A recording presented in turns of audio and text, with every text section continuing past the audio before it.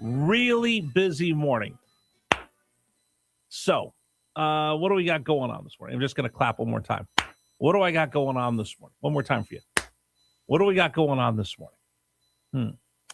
Well, we learned a lot about Artemis. That was kind of cool from our new friend. We're going to get him back on. We said, hey, can we ask you about flying cars? So we're going to get him back on to talk about flying cars. We got that going this morning.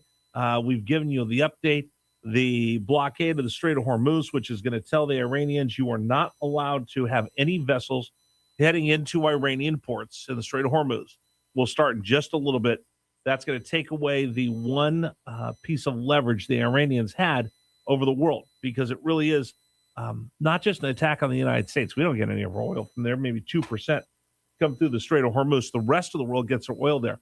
Now, again, this affects everybody in the worldwide market, but the president is ready to start that blockade, which will take away really the only leverage the Iranians have right now. So we'll talk about that coming up this morning. And then Eric Swalwell has decided to suspend his campaign for governor of California. Okay. What about his congressional seat? We'll talk about that coming up today on Richmond's Morning News. So let's get to it. Time for our Richmond Morning News brief this morning on the one and only News Radio WRVA. Let's go.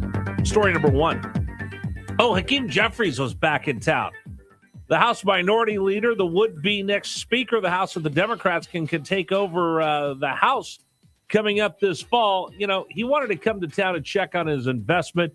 He spent millions and millions, I think $20 million plus, that he sent down here to the Commonwealth so you can get beat over the head with commercials that don't make any sense. He was here this weekend. That's the biggest story for us as we start off this 8 o'clock hour of Richmond's Morning News. Number one. Donald Trump has been a failure. We know we're dealing with the most corrupt administration, the Trump cartel, in American history. So they have nothing positive to offer the American people. So they've decided that they were going to try to cheat by engaging in an unprecedented gerrymandering scheme. But they thought that Democrats were going to step back. But we're making clear, we're not here to step back. We're here to fight back. We got work to do. We continue to fight one battle after another. That's what we're involved in, fighting one battle after another. And what's in front of us right now, of course, is this referendum. Are you ready to push a yes vote by April 21st? Are you ready to stop the MAGA power grab? Are you ready to take back our country in November?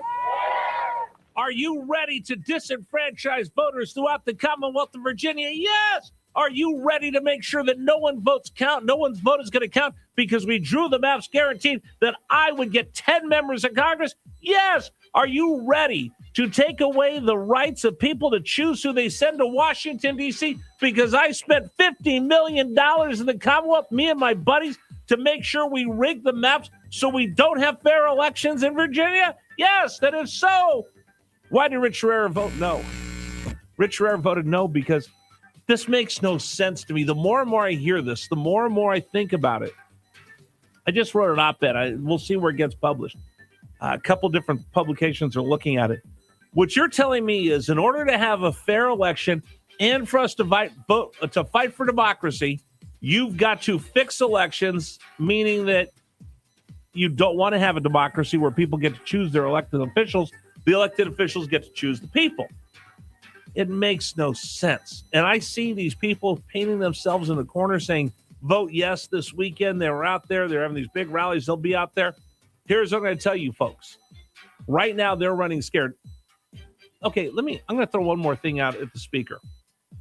If Donald Trump is so out of control, if Donald Trump and the MAGA Republicans are such a threat to democracy, then wouldn't we just automatically give you the 10 seats at the ballot box? Why do you have to fix the elections to guarantee you win? If Donald Trump is such a horrible person, the Republicans are so bad, why do you have to fix the election so you win? If your argument is that good, you don't need to cheat. You would win 10-1 if your arguments were that good. If you were honestly telling the truth and you said this country was going in the wrong direction, I would vote with you. And you wouldn't need to fix an election to make sure you got the outcome that you wanted. But that's not the case. In fact, here's how I know that you're full of garbage. You're spending $50 million in this Commonwealth to convince people to push your side. our Constitution so you can become Speaker of the House? If you were legitimately deserving of that job, then you'd win it outright. That's like going to the Super Bowl and saying, I know I'm a 10-point favorite. Just give me those 10 points right now. I deserve them, and then maybe I can win the game. No, you're the long shot. You're the underdog. Hakeem Jeffries, if you really knew in your heart of hearts that you would deserve these 10 districts, these 10 seats, and the Virginia voters would go along with it, then you wouldn't be pulling this nonsense of this cockamamie, ramrodded through assault on our Constitution, because that's really what it is. 66% of the people just said to the likes of Hakeem Jeffries, no, we're not going to vote for this nonsense. We want to have nonpartisan redistricting. And you go, no, we need to make sure we fix it so I win. That's like playing Monopoly with your big brother and he hit all the good cards. That's like playing a game with your big brother and he hit all the cards. He's trying to hide all the cards. $50 million. They thought it was going to be a slam dunk. They'd win. That's why they're going, hey, $20 million, $4 million a seat. That's pretty cheap. Now they're in for 50. Watch them get in for more. By the way, I've told everybody this. I've told you. There is no cavalry coming. It's going to be up to Virginians to stand there and stand up to this $50 million onslaught from Hakeem Jeffries and dark money. Here's what I'll tell you this. I was partially correct and I was partially wrong. And I'll be willing to admit this. We have to, in Virginia, defend our Constitution. And that's what Virginians are doing. You have Jason Muras has a group. Governor Allen has a group. But they don't have the firepower that Hakeem Jeffries has brought to bear on this Commonwealth. But I will tell you this. The grassroots supports, with very little money, standing up to these folks has made a difference. And now you're starting to see money come into this Commonwealth. Not as much as the Democrats, but you're starting to see those ads. Why? Because you stood firm, you were self-sufficient, and now people are coming to your aid.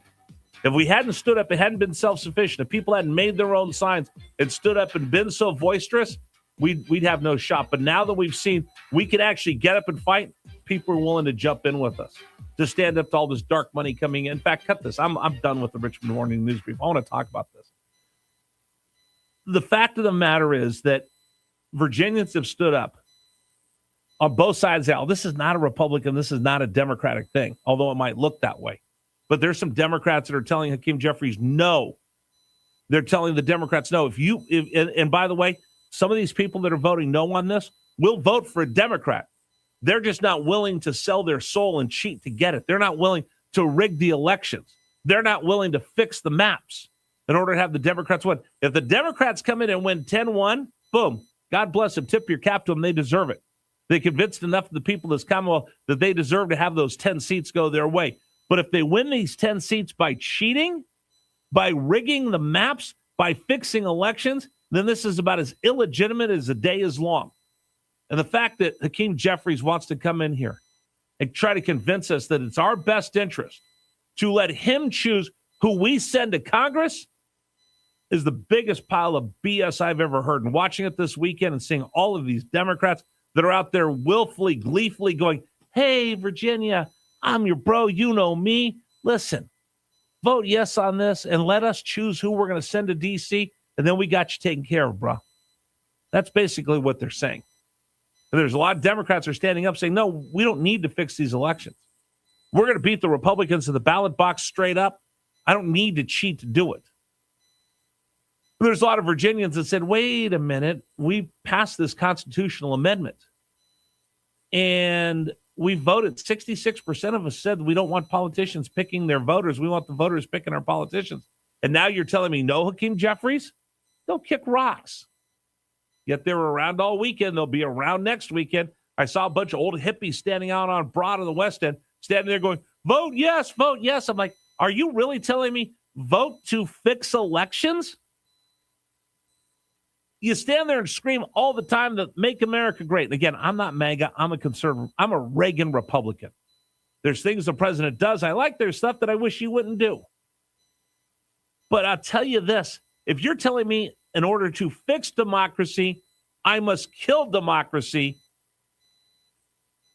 your logic makes no sense.